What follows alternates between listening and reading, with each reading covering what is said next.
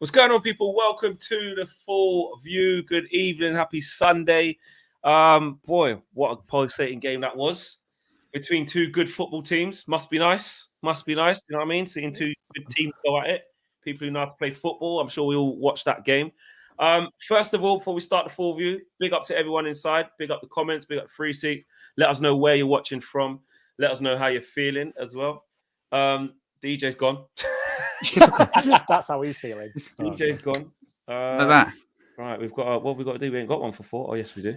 There you go. Of course we do. We're always prepared, Flex. We We're are always prepared for 4. We are always prepared. My head will just be a little bit cut off. I can't bother to change everything because I know DJ's will be back in a sec. Yeah. First of all, we are 500 subscribers away from 100,000 subscribers. So please, if you have not hit the subscribe button to the United View, please do that. It is crazy. 9 months in, nearly 100k subscribers. I can't believe it. I'm very excited. The team's very excited. The community's very excited. So first of all, if you haven't hit the follow button, the subscribe button, make sure you guys do that. We are 500 away. Okay, 500 away. There you go. So yeah, make sure you guys do that. Big up Owen, big up James, big up DJ, and big up Cam. Let's get into this because I'm not going to lie to you lot. We've got to talk a little bit about Ten Hag in the show. There's a lot coming out today. A lot of conflicting stuff. You know, a week ago, you know, a lot of people are saying it's done. This is it. It's absolutely happened. You know, here we are a few days later, you know, with question marks still about it. You know, apparently he wants control. He wants more of this. He wants more of that. That's why sometimes you just have to relax. You don't know if it's done yet. We have to wait. Question marks galore. So we'll talk about that. And firstly, though, I'm sorry to keep going back there if you were still really angry about it, but I've still got some more venting to do, I'll be honest, and I know these guys have. But Cam, you wasn't on the show yesterday after that shit show yesterday. Absolutely horrendous. A lot of us have had our say, so I'll start with you. What was your take on how bad we were yesterday and the players? Have they given up, actually, is the question. I think it's the same as everyone else. It's pretty obvious they're giving up. They can't be bothered. We lose the ball, they don't bother running back. There's 5-6 players out there who can't be bothered to run, and that is a real problem. I think it was Everton ran 10 kilometers more than us yesterday, and that's basically having an extra player. It's horrendous. I don't know how that's happened, considering that Everton are one of the worst teams in the league at the minute. We're the only team that seems to have made Everton look good, made Leicester look good twice. We've made Newcastle look good. We've made Burnley look all right. We've made even Norwich. We made Norwich look incredible for 60 minutes. I don't know how it keeps happening, and it just shows how bad the problem is at this football club. And what I want to say, one matter: Jose Mourinho sold him in 2013, I think it was, to Manchester United. Even though at that point he was arguably the best number 10 in world football because he wasn't prepared to track back enough and didn't contribute enough defensively. 8 years later, he is the hardest working player on the pitch for Manchester United.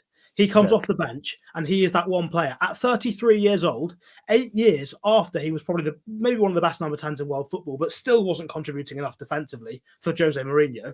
He's coming on and he's the hardest working player on the pitch. That is an embarrassment. It's a shambles and it's a disgrace. I don't know what else to say, but when that is happening, the rot is so bad at this club. There are so many players that have got to go. Was you surprised that we lost?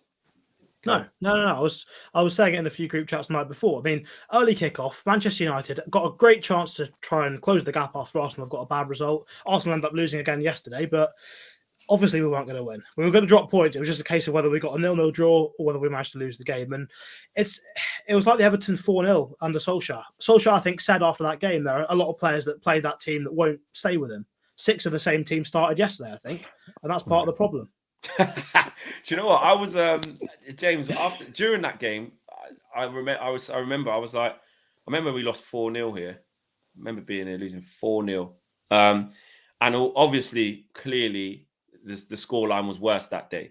But I looked at the level of performance and I was like, this is the same, if not worse. This is, and that was what, 3 years ago?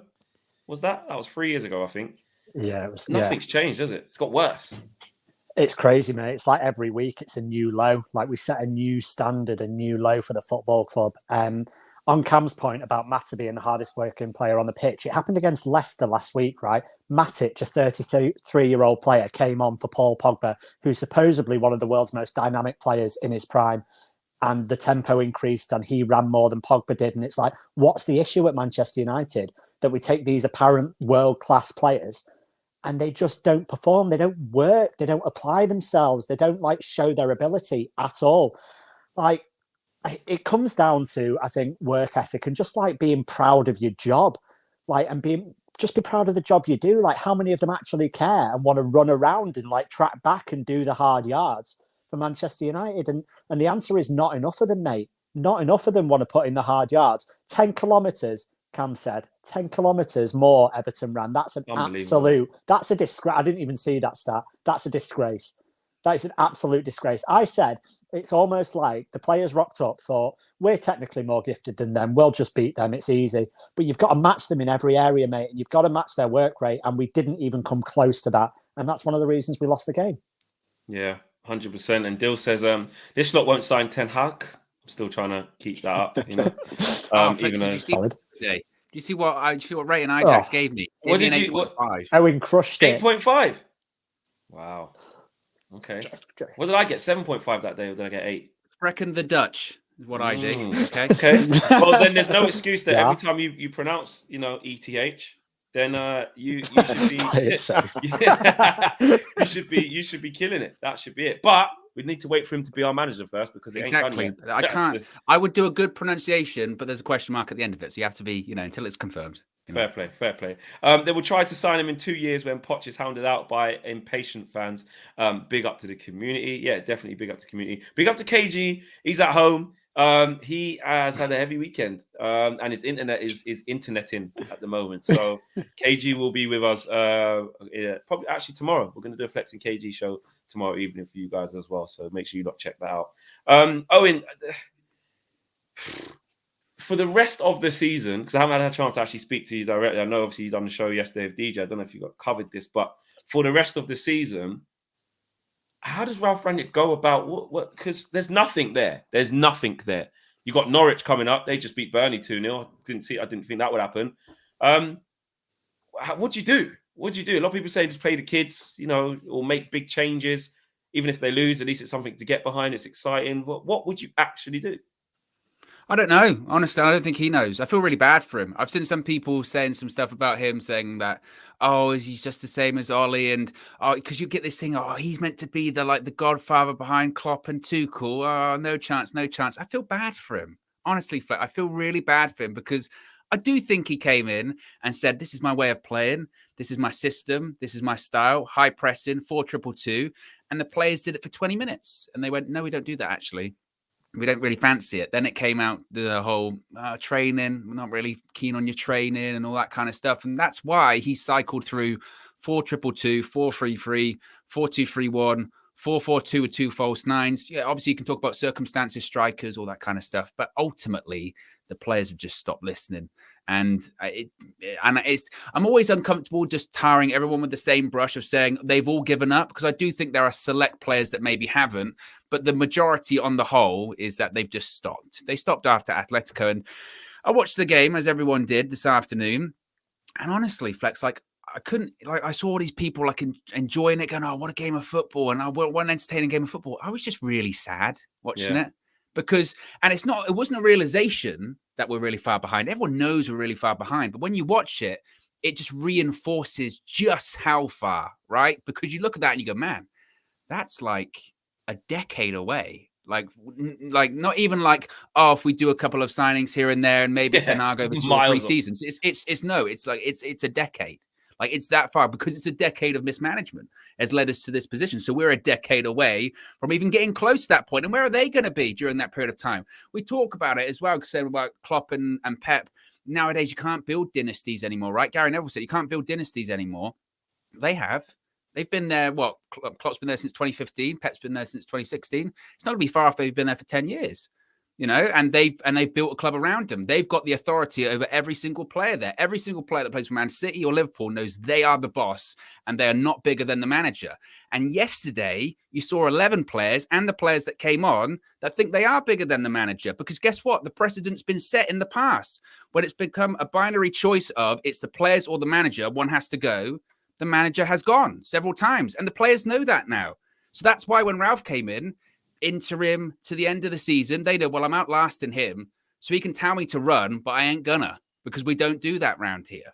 And that's what yesterday was. As you said, honestly, the amount of United fans going into that game yesterday that knew we were going to lose to 17th in the table, and a team that lost to Burnley in midweek, that now lost to Norwich today. Like, honestly, I would genuinely say like 80% of United fans probably thought, we'll probably lose today. And it wasn't like, oh, United, here we go, losing again. It was, no, we'll lose because typical United. That's what we've been doing all season. Yeah, exactly. Yeah. 1 win out of our last 7. That speaks volumes. 1 win out of our last 7. You see that it was 9 games out of 22. 9 games out of 22 under Ralph. And it took a Ronaldo hat trick to literally drag us over the line against Spurs in that game. The rest of it, that's how we play at the moment. Call it. Forfeit the rest of the games. We might as well. Where's the next win going to come from? We've got bottom of the table at home next weekend, and I have no idea if we're going to win it. Absolutely zero. I couldn't tell you. Yeah. I could see 0-0, 1-1, or 1-0. Oh, Norwich are fighting for their lives. United looking around, hands on hips. Yeah. What's happened here? Oh, I tell you what's happened like 10 times this season. 100%. But yeah, I don't even know if I answered your question there, Blake. Well, I'm going to split up into a rage. Yeah, thank you for the contribution to Vashka. Thank you, appreciate that. I'll bring the question on to DJ because you didn't actually answer it, but you had a lot to get off your chest. So I'll let you know, we that's what we allowed you to do. It's your thing. Yeah. MK says, don't bring the kids into this shit show, and that's kind of what I was asking Owen about before he just didn't answer the question. But Emma says, don't bring the kids into this shit show. A lot of people have been saying just play the kids, DJ. Has Emma got a point there in terms of actually that lets this bunch off the hook in terms of giving them like time out of the pressure cooker of it, like come and face the music, see out the rest of the shit that you created? Or is it an opportunity to play Hannibal? Is it an opportunity to get some of the younger boys involved? How do you see it? Yeah, I think we should just end this season for those players now. Just end the season for them. They don't get to play.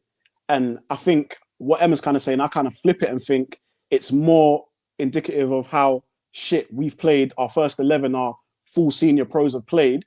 That's why the kids are coming in now, because they're actually going to do what the manager probably wants them to do. They've got the hunger. Do you know what I mean? They're not really waking up in silk sheets like the big pros are, like the senior members of the squad are. So if I was Ralph, I'm ending the season early for certain players. That's it. And I'm bringing in some of the youth because I think the youth deserve to kind of get some game time. But also, I think now it's an eye to the summer. It's an eye to the eventual rebuild that will come. Is to now, let's take a look at some of these young players. And the season's done now. We're not going to get fourth. Let's just face it. Maybe on the surface, Ralph's got a look to be like, yeah, we're going to still try it, obviously. But we know this team ain't going to get fourth. So let's now get the young boys in.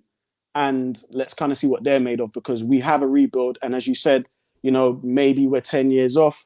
It's got to start from somewhere. So let's start now. Let's just start now while the season's come to a close. Get the young boys in and let's see who can make the next step up eventually.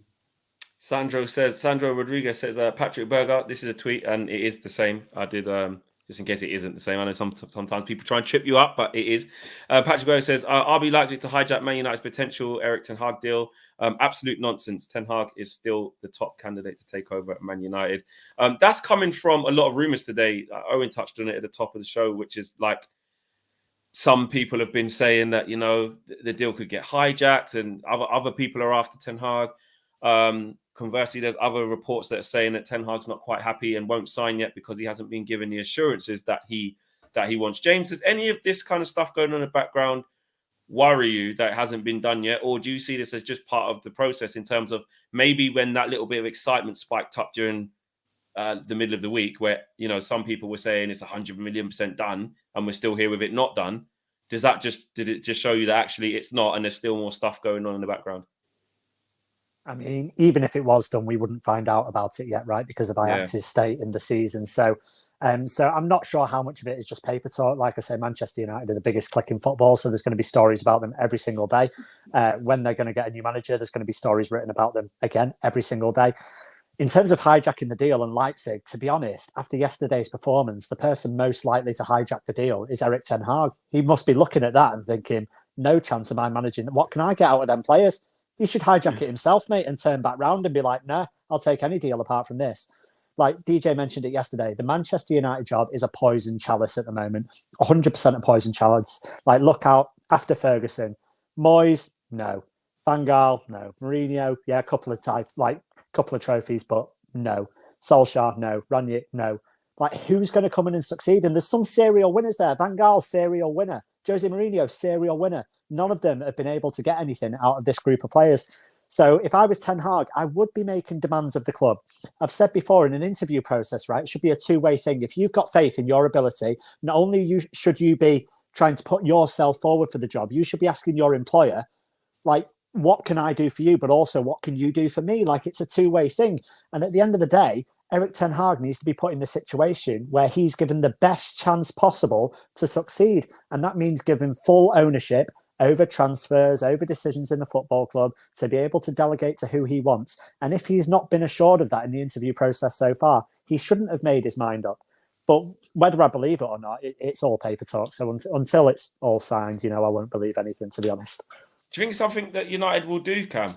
Like, give that amount of power to the manager, basically show that they're willing to change, show that things are going to be different. Yeah, you want to get rid of this player? Yeah, cool, we'll support you. Yep, you want to bring in this guy? Yeah, we'll support you. Cool, you want to start bringing in these type of profile of players or use more kids from the academy? Cool, we'll support you.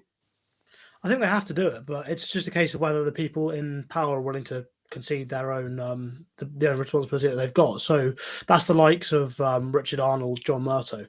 And John Murtough in particular, to be fair, since he's come in, seems like he's doing some of the right things. He seems to be operating like an actual football person. It's just whether he's got the actual power to go above him and say, if the manager wants this player and he agrees it as well, then we're getting this player. It's whether he's got the power to then go up to the people above him, Joel Glazer and Richard Arnold, and say, yes, we'll do this. I think it's something that the club will start to do because, I mean, at this point, what other choice do they have? It's either you do that or we keep in the same cycle that we've been in for the past 10 years, and they can see that isn't going anywhere. They can see the fans are getting more and more wound up, and there's only one way that ends, and that's just with more protests and more animosity towards the club. And the way things are going, if this keeps going for another 10, 15 years, it won't be too long before you end up with a generation of the next generation of kids that aren't United fans and people that laugh at United. And all of a sudden, then from having a massive fan base, one of the biggest in the world, that starts declining. Your revenue starts declining and you start going into the ground, which is then a big problem for the Glazers. So I think at some point, the club are going to realise they're going to have to start doing things. I mean, we look at Erik ten Hag coming in now. Before Guardiola had even set foot in the door at Manchester City, I think it was 2016 that he came in. Before he'd even come into the club, they'd signed De Bruyne, Sterling, Otamendi, Delph. And the summer he came in, they signed Sane, Stones, Jesus, Gundogan, Bravo, Nolito, ridiculous number of players. Wow.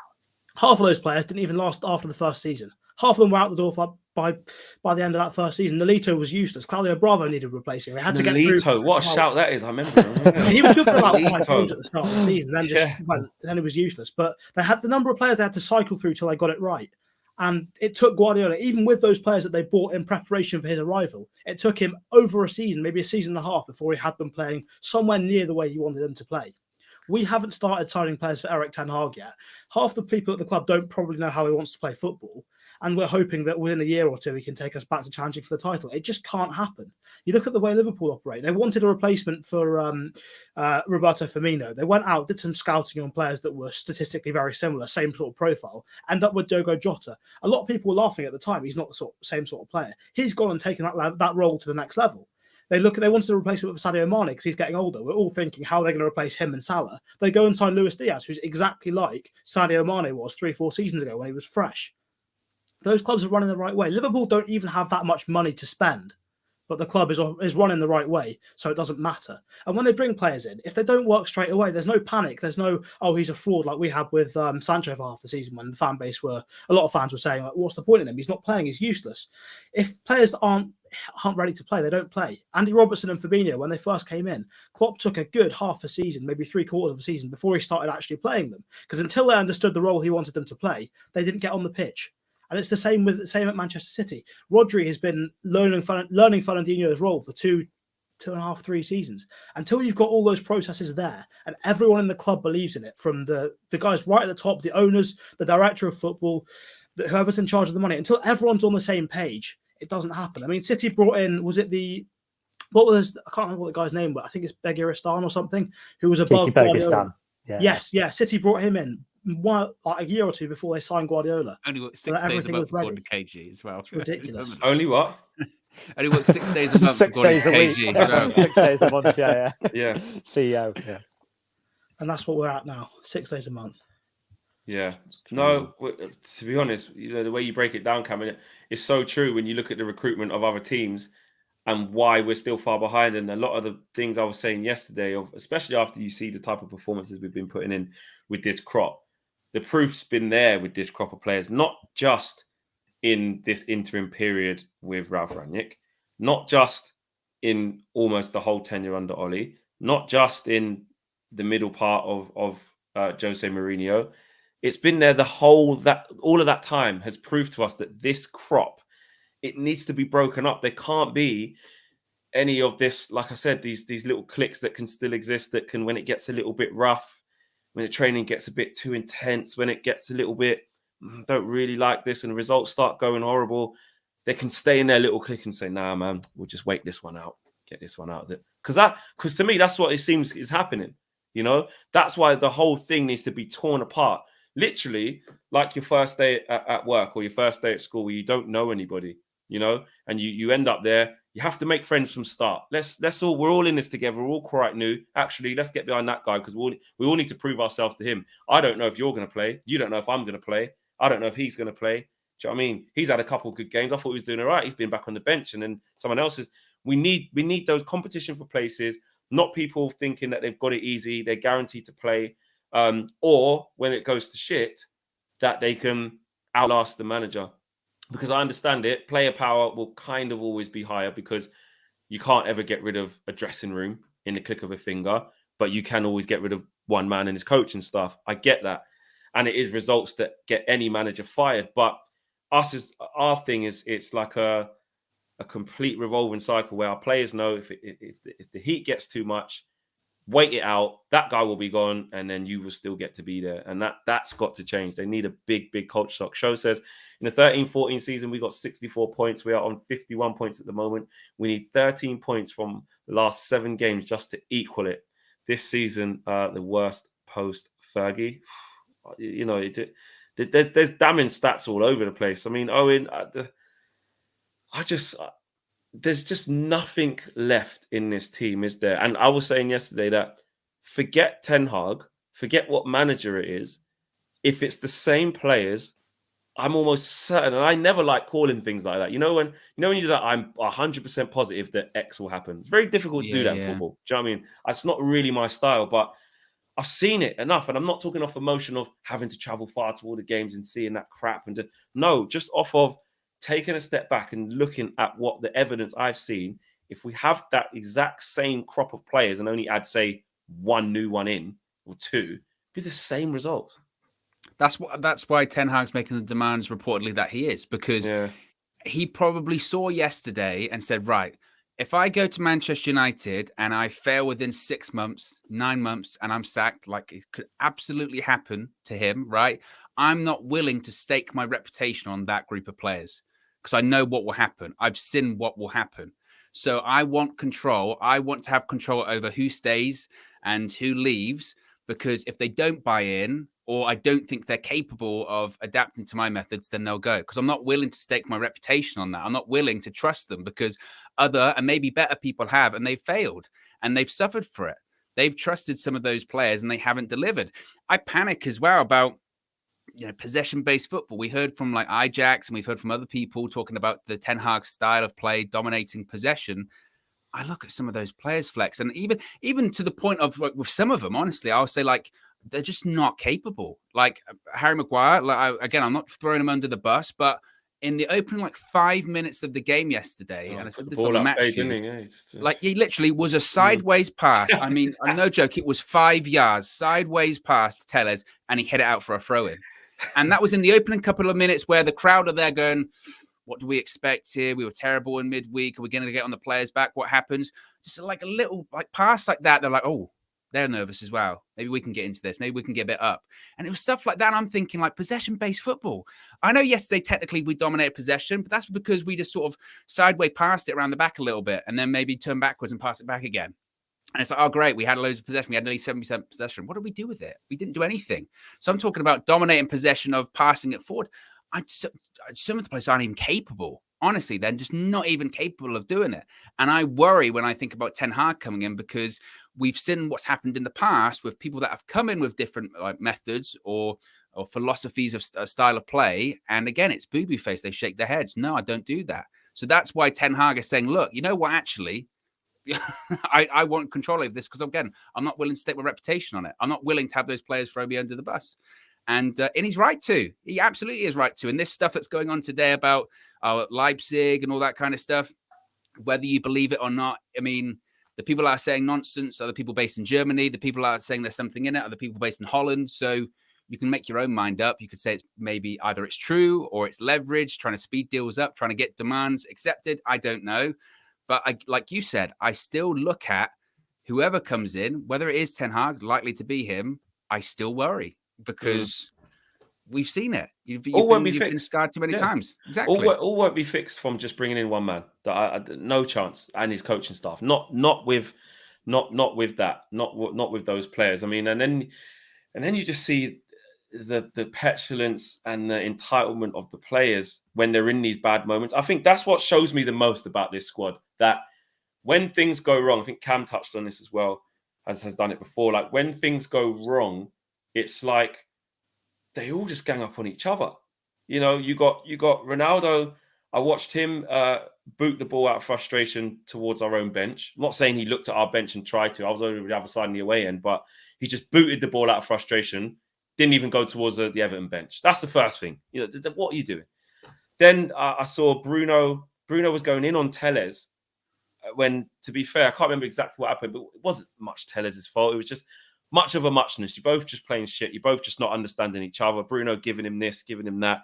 Rashford straight after the goal, after they scored, miscontrolled it. Out for a throw in. He's giving his arms. Why didn't you do all of this? Maguire. We've all seen the clip. You know, it appears that he's appealing for a handball. That's even on our player. Just calamitous. And then right at the end, I saw that Ronaldo thing. I couldn't believe my eyes. I was near that bit, which, to be fair, the security probably should be a bit more there because of I don't know if it's because of Corona or whatever, the away players have to walk off through the other side.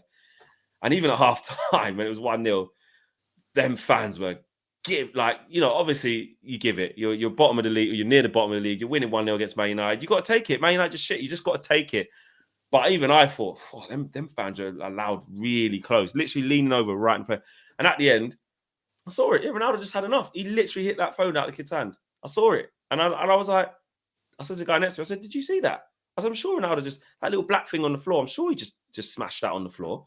And I was like waiting for it to come out on social. I thought, let me just not really say anything. Let me just act like that didn't happen. Then, lo and behold, then I saw the police over there take his statement, so I knew it was going to come out, and that just epitomised everything. Paul Pogba again.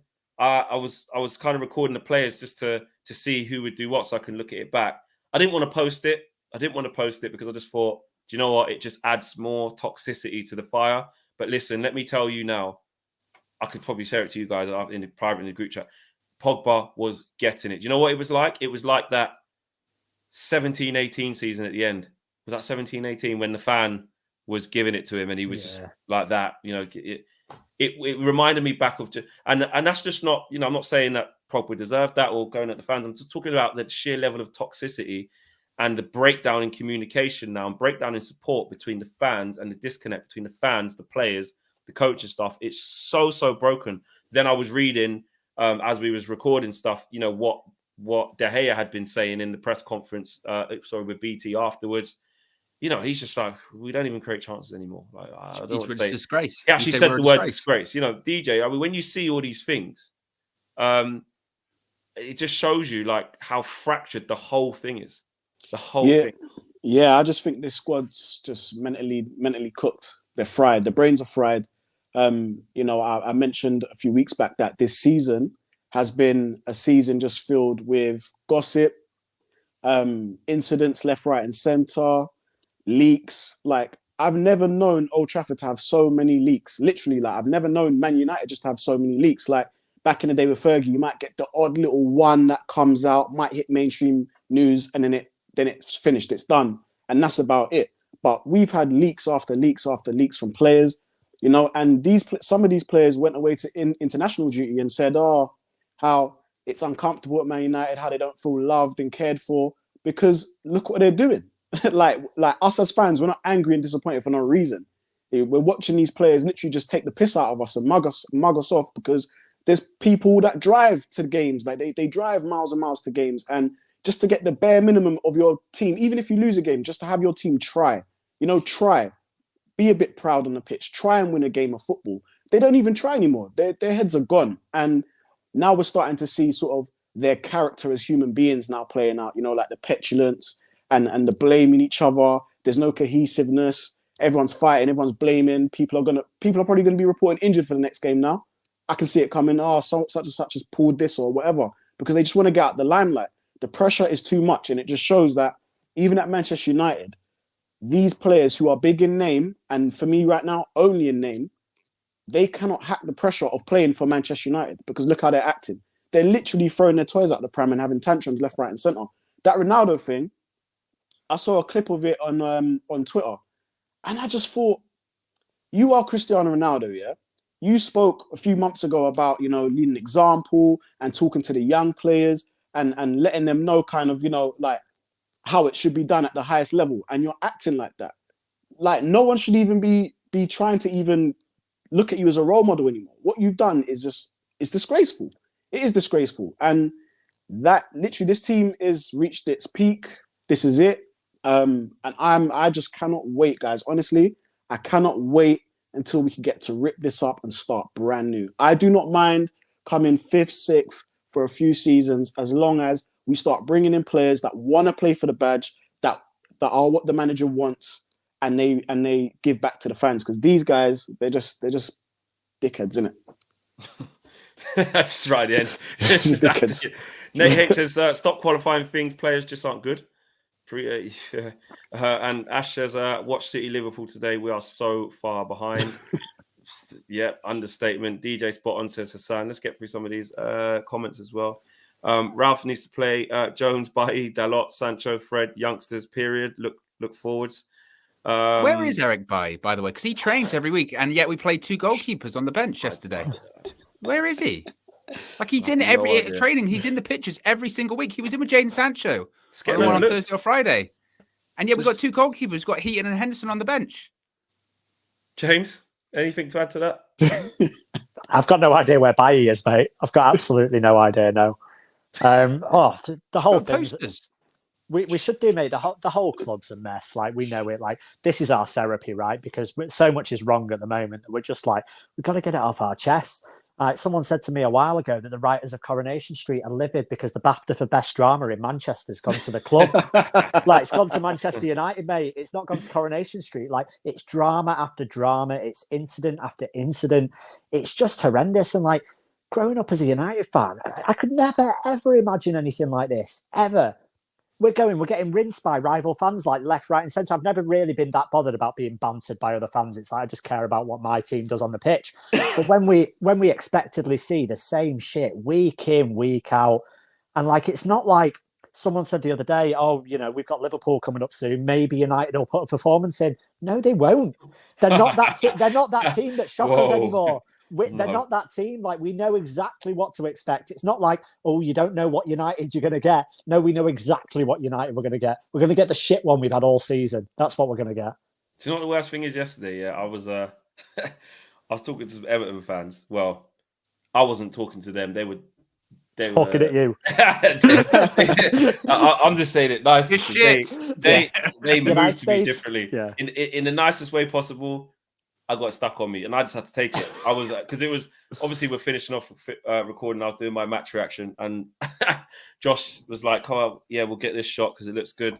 It was in the middle of the road, not in the middle of the road, but on the little island. There's a little island. And I said to Josh, Josh, I don't think we should go there. Like, I don't know. There's loads of fans still walking around. It's like, nah, come on, just do it. And one guy come up to me. He goes, yeah, what's this, United? Yeah. He goes, you's a shite. Like that. And I said, yeah, I know, man. And he goes, nah, shite. And I said, yeah. And I said, oh, is that you guys staying up now? Is that you guys staying up now? And he was like, oh yeah, 100%. You guys just basically give it to us. He goes, mate, I know we're shite. Aren't you's a shite? He just kept saying it. And I just had to laugh. You know when you just have to laugh, and then little kids are walking past, just shouting and giving it. And you know what? It was embarrassing. It's embarrassing. It is embarrassing. But it got to the point where I'm not even tribal back. I wasn't even like, oh, whatever, you got Lampard down the bottom of the table, you probably go back to being shit next week, which, all that can still happen. Everton, let's make no mistake about it. They ran 10K further than us and all this. Delph had the game of his life and all this. They were still shit. They were crap. Yeah.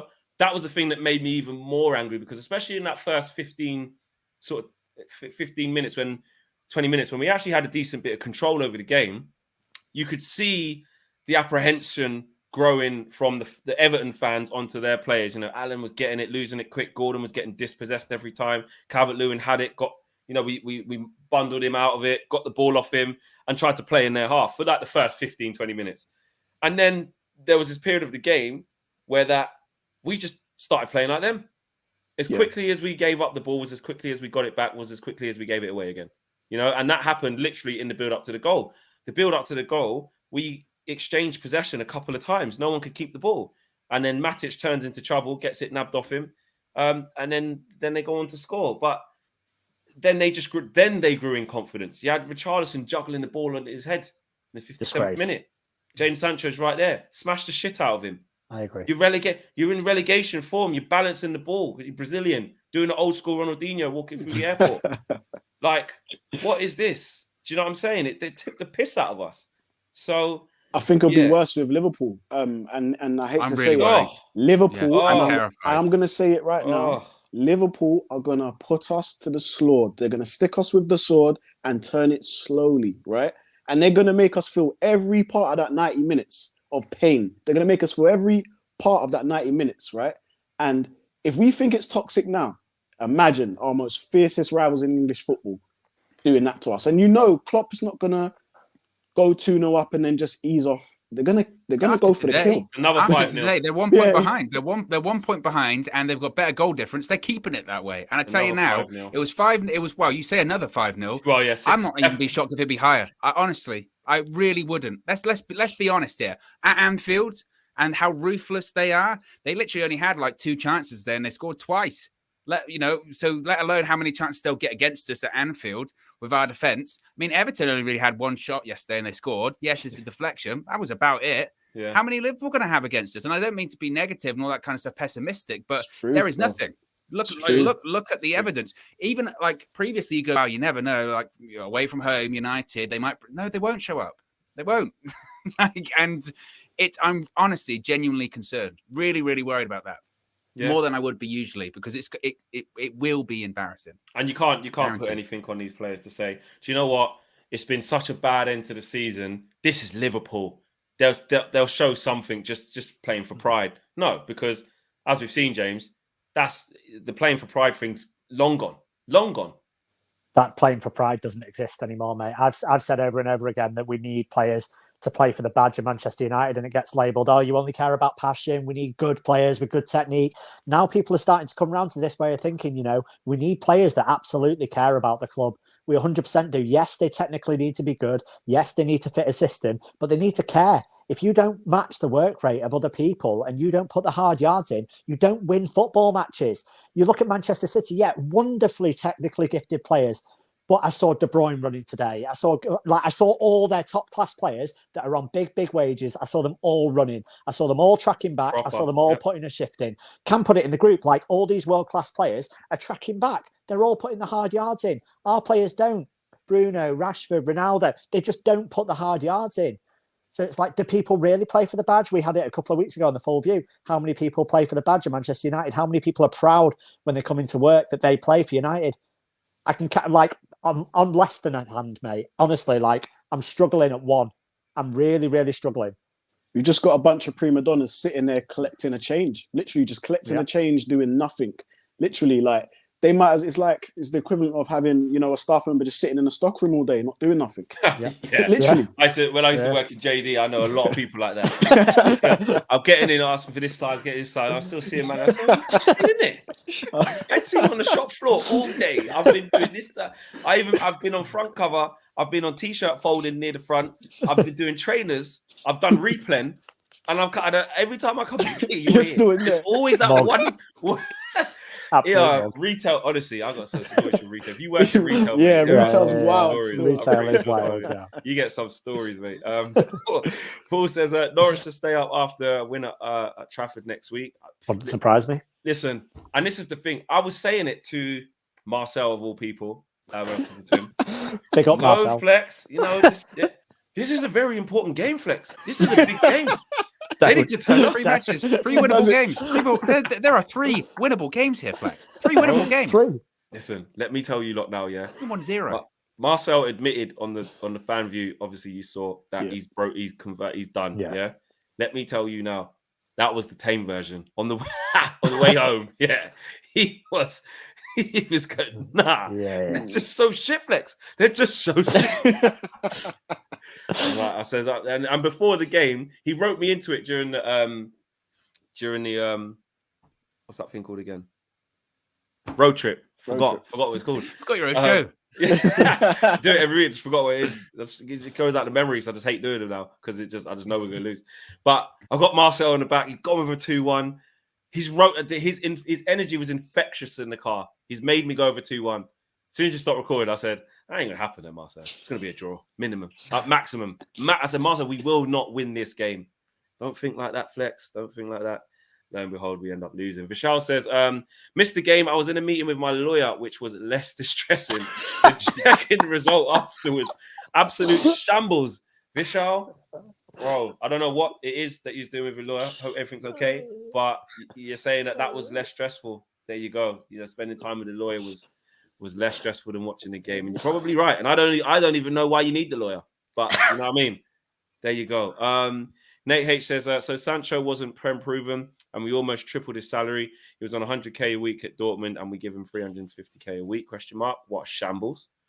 And super chat from Vinay says, Man City, Liverpool made me realise how far away everyone else really is. I bet Spurs and Arsenal feel the same way. What are your thoughts, says Vinny.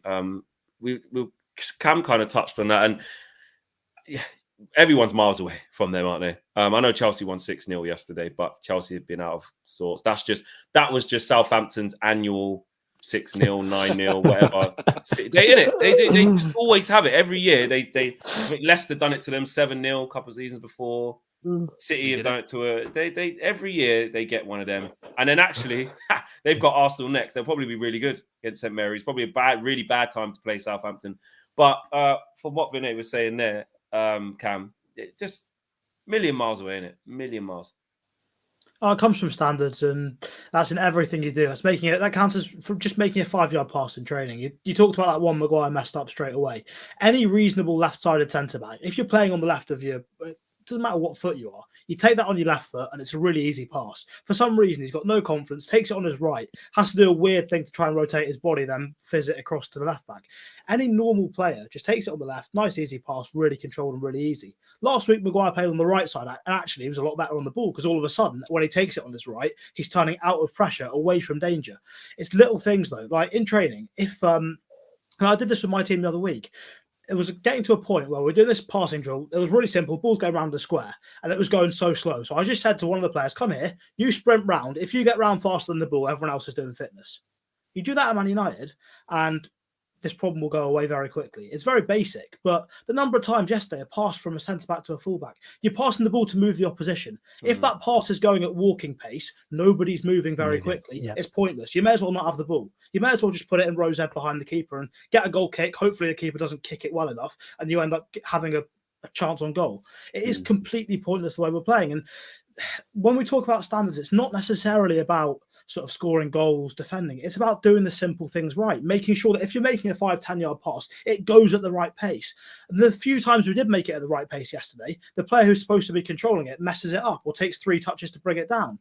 Alex Tellez in particular, oh my days. He was quite good yesterday by his standards. It was one of the best games I think he's played for United this season. But the number of times he takes 50 million years to turn his body around, to move that ball from his left foot to his right, to make a 5 yard pass backwards. His body's always pointing the wrong way and he takes far too long to move the ball. It's useless. And we signed him because he was supposed to be good at crossing. Every single one, it goes into space, it goes into Rosette, goes behind, goes for a throw in, everywhere but where you want it to go.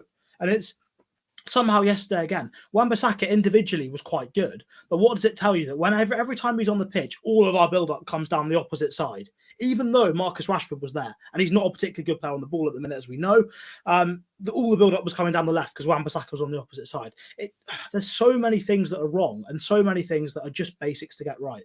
And realistically, right now, what we've got to do is what's happened at Arsenal. They had the exact same problem that we're having now in terms of culture.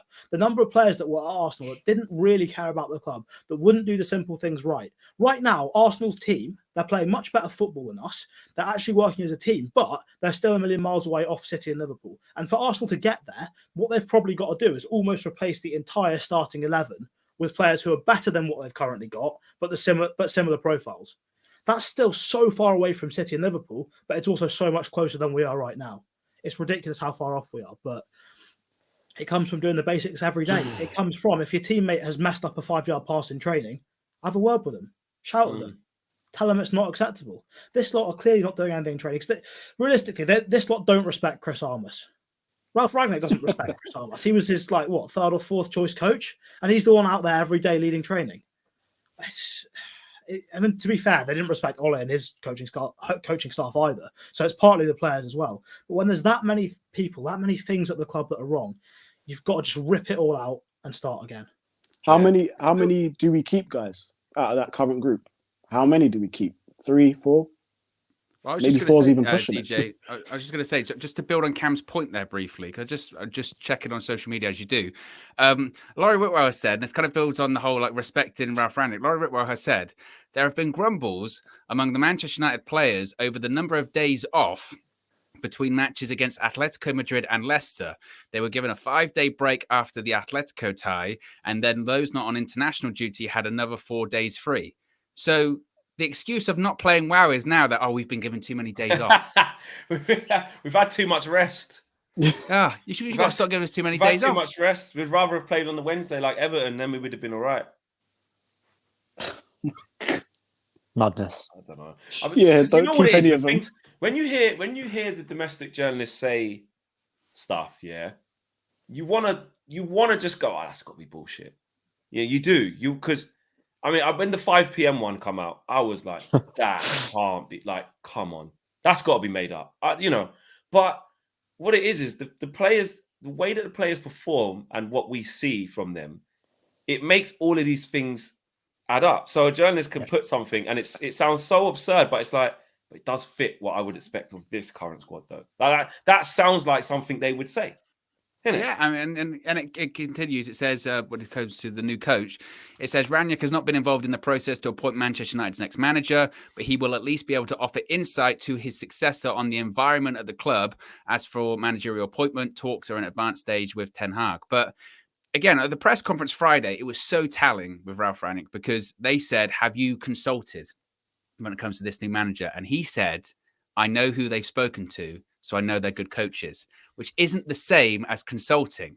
That's the same as, who are you talking to? Oh, we've spoken to Eric Ten Hag. Oh, okay. That's not Ralph. That's not Ralph telling them who to speak to. That's not Ralph asking questions. That's Ralph, I said, I can't remember who I did the press conference with. That's literally walking past the room going, are they speaking to Eric Ten Hag in there? Yeah, there they are. Oh, he's a good coach. That is how much insight that Ralph's being able to give. And like you said, the idea of that the grumbles about days off, whether or not you believe it, like you said, Flex, the problem is it's there's almost no reason not to believe it with what you see with your own two eyes. That's the problem, you know. And there are so many of these stories that come out that are so like similar. It just paints a broader picture. And like I said, it's just sad.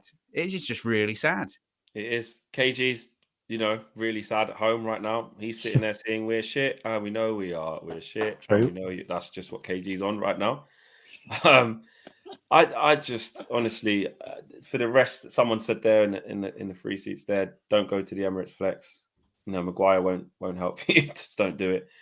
I see some people talking about the press conference as well, and I couldn't really get it there. I think Steffi was talking to somebody there. I'm not really sure what was happening. But I just look at this squad and it's like, never have I ever felt this detached. Like, this is the worst squad. This is the worst squad I've ever seen. It is the worst. It's the worst squad I've ever seen at United.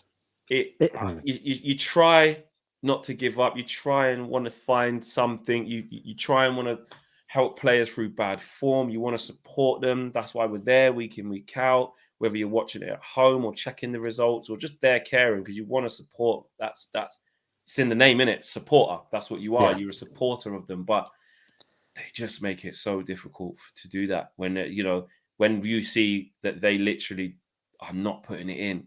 It's so why do we?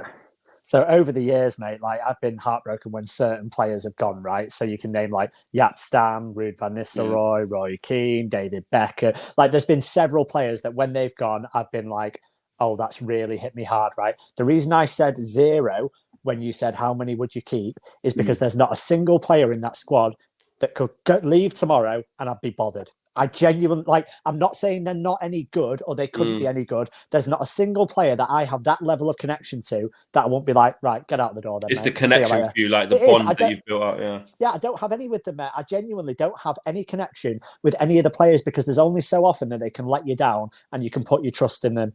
It's insane if you carry on doing it. So no, any of them, as far as I'm concerned, all 25 in the squad or whatever, I don't care about them. See you later. But you know what, James? I remember a bit, and I'm never afraid to say when I've got things wrong or just admit how I was feeling like 2 years ago. It's a process, isn't it? It changes. Yeah, of course. I remember doing shows saying, do you know what?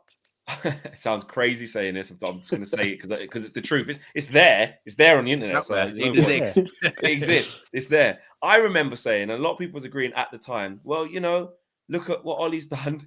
He's brought in players that actually we like the team again. I like Bruno Fernandes at the time. I like Wan-Bissaka. I like what Marcus Rashford's gradual doing. Improvement year on year. You know what I mean? I like Martial now. When he was up front doing well. It looked like gradual improvement, you know? But you know what? Sometimes the truth takes a long time to come out, doesn't it? Yeah. And literally people take a long time to reveal their true character. And what we're seeing now at the end of the day, I probably had the same thought a couple of years ago when under Ollie we were doing something and building a team and we finished second and we got on that 13-game run and had that night in Paris and it was all very good and very positive. But at the end of the day, these players, all these stories are coming out and their only way, they don't speak to us, right, as fans. So they don't speak to us. They don't explain stuff. The only way of them communicating with us is their effort level and their displays on the pitch. And that has shown me everything that I've needed to this season. Absolutely everything. So they're not the group of players that they were 2 years ago. I don't know what's happened. But like I said, I'm so disillusioned with the whole team. And that goes for every single one of them. The last player, go on, DJ. It's like a dam. Like literally, like things can be leaking slightly, but then once it bursts, everything, everything just happens.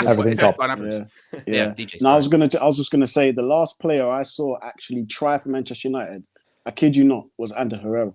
That's the last player I can remember actually trying for Manchester United.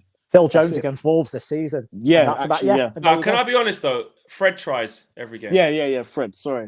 Yeah, Fred does try. Even when Fred never hides, sometimes his passing's been awful. Always wants it. Always wants to put in a tackle. Always wants to put the energy in. Might fall over sometimes, slip over, kick it out of play. But then he actually has been pretty good recently. And actually, when he went off yesterday, I'm not going to lie to you. He was nearly in tears. Honestly, when he came off yesterday. I didn't see it. Yeah. He looked distraught. But when I saw him come off, and do you know what? James has got a big point in terms of when we say about Paul Pogba.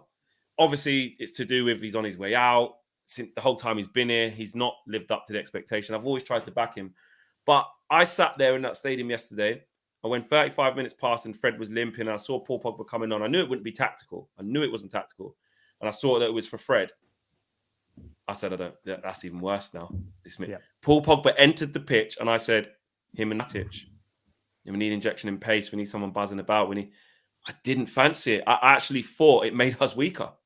How about that? That's crazy. And really, when Fred came off, it got worse. It got worse. Ranick's been very complimentary of Fred, actually, recently, in some of his comments. Like, he really does like him as a player because he gives effort. And I think he was just saying it there, Flex, like, you know, he does sometimes get muscled off the ball a bit. He's fallen over a couple times this season. He does misplace passes. He's not the best passer on the team. But one thing he doesn't hide. He's still available. He's still there. He's still running, still trying to tackle, still trying to fight for the cause. And everyone else around him is just standing there. Assisting this year when a lot of people have been very quiet on that front in certain games, you know, which is not something that's synonymous with Fred. We usually make laugh of don't go forward, don't shoot. But actually, he scored a couple of good goals this year and some really good assists. Vishal says it's all good. Routine legal work with our family lawyer. That's good. That's good, Vishal. I'm glad everything is, it's nothing, crazy. Big up for moderating this therapy session. Wake me up when the season ends. I will, man. I'll shoot you a message to let you know it's all over. Zeke says, our captain spoke just the way our club wanted. Pragmatic, and to be fair, he sounded just like a puppet. That's why nobody is going to drop him. He's the link for him. De Gea knows this and spoke like a captain. Yeah, De Gea. Yeah, I don't think I've ever seen Maguire come out he's spoken after some real bad performances. I've never heard him say it's a disgrace. No, honestly, I've seen this yesterday as well. Like, do you remember when he said about the, someone asked him earlier on in the season about set pieces? I don't look at the statistics. I look at the performances. Well, what performances have you been looking at then as well? Because they're just as bad as the statistics. They're just the same. You know what I mean? And in fairness, I thought De Gea spoke really well yesterday. Yeah. And I think, to be honest, he's probably one of the only players that could actually speak to the media after the game talk, because he's one of the only players that can hold his head high and come out and and say that, I was, talk about players that were trying.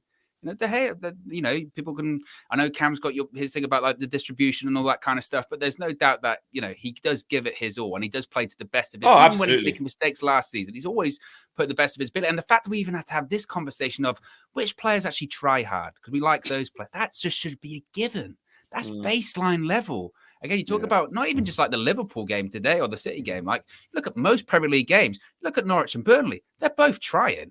They're both absolutely putting in the hard graft to try and do what they're Everton against Burnley, same thing. Two teams trying. Yeah, they're trying. And the fact that we can have this conversation and pinpoint certain players that try, and I hate like being that person that's like, we're Man United, blah blah blah. But like, you're not even just Man United. You're a professional footballer. Like you just you have some pride. Yeah, just have some pride about your job in general. Big up Faz. He's watching from wherever he's watching. He's out and about. Big up to you, Faz. Kay says, I swear I won't begrudge Ten Hag from turning us down. Man will start growing hair with this lot. yeah. And can I just say, PJ says, the title of this chat is incorrect. You need to try before you give up. They haven't given up because they've never tried. Fair enough. I hear what you're saying there. There is pretty much 1,800 people watching, which I think that could be a full view record. I think it's up there. It's up there, isn't it? It's up there. It's very much up there. So if you haven't hit subscribe, we are only 500 subscribers away from 100k. So out of that 1,800 watching, I'm sure there's got to be at least 100 of you who have forgot to hit that subscribe button. If you have done that, please make sure you hit the subscribe button and smash a like on the video as well. Only a few hundred likes as well. I know you're all engrossed in the conversation, but if you could do that and support the channel, support the community, that would be great as well. As K Flow says, get the likes up, damn it. Yes, get the likes up, damn it. A bit more forceful than the way I was saying it. Big up. K said that, not me. K said that. And just to kind of finish off, guys, how disappointing was it? Or what was your reaction? This is a bit not off topic because it doesn't really concern us, but it kind of does. Start with you, Cam. When you started to see that result come through, Arsenal losing, then it's like Tottenham were like, oh, cheers, Man United and Arsenal. We've got a good manager with some organisation and sorted our stuff out in January with Kulusevski, or however you say it, and Bentancur. We'll just win 4-0 and seize the opportunity. How did that make you feel on top of that? Or was you just checked out because, top four is just not a thing anymore? I think after our result, it was over. It's been over for a few weeks, but couldn't even laugh at Arsenal, yeah. Yeah. Couldn't really. And Spurs winning, it's just what I mean. That's what Conte does. One game a week. Antonio Conte, fantastic manager. I think obviously if there's a couple of games a week, Champions League as well, things are a bit more complicated because they've not got the depth. But with where they're at the moment, one game a week with Harry Kane, Heung-min Son, Kulusevski, and Bentancur as well, made some good additions. But again, they've identified how they want to play, gone out and signed some players that fit that system, and it's working really well for them. So I think if anyone deserves top 4 out of these 3 teams, it's between Spurs and Arsenal. It's definitely not United, but for what they've done recently, probably Spurs. But again, there's a reason these 3 teams are in this position, and it's because every one of those teams is very inconsistent. So Spurs might go on a 3-game losing streak. We never know. But yeah, it doesn't matter now. It's all over for United, and all we can do is, sounds terrible, but look at what Arsenal have done. Look at the cultural rebuild they've had, and we've got to try and do the same thing. And it's going to take a couple of seasons. Yeah, exactly. Mawea says, Cam, you need a YouTube channel. Big fan of Cam. So got a lot of support out there. They want you to get a little something going there, Cam. So a little food for thought. Gamain says, crazy how Conte turned Spurs around with 2 signings. We missed out there for sure. Yeah. I mean, I think the uncertainty of not knowing who the manager is going to be, and then we moan about, giving Bruno a contract. A lot of people saying before you know who the manager is, imagine they would have spent a load of money in January on top of that. We could say that as well. The fact is that we were in a limbo, and I think maybe bringing in too many players in January, we've probably been sitting here thinking, oh, and we've wasted 100 million in January too, and now they're shit. What are we going to, it just would have added to the chaos, to be honest. Just, I don't even mind that. We were shit then. We're even worse now. Just get the new manager to try and build. That's in it though. That's just where it is. Guys, thanks for watching. Wicked show. Like I said, you guys probably set one of the records for the full view. It's definitely up there, as Owen said. So big thanks to the panel. Shouts out to KG watching from home. Shout out to Faz. Shout out to Marcel. Shout out to everyone in the community. And like I said, if you haven't subscribed to the channel, please make sure you do. We're 500 away from 100K. It's very exciting times here at United View. Got a lot of things coming up in the pipeline. A lot of new things coming. Can't wait to share it with all you guys. But first of all, we're going to get over that 100K mark, and it's thanks to you guys as well. Every single one of you in the community doing what you do best, which is supporting the channel, getting involved in the streams, and just being in the community. So it's great to see. Smash the like on the video. We will be back tomorrow, I believe, in the Flex and KG show, unless something happens to KG's internet that I don't know about. He did say to me that that's what we're doing. So watch this space. But we'll be back again tomorrow with another show. We are out of here, people. Peace.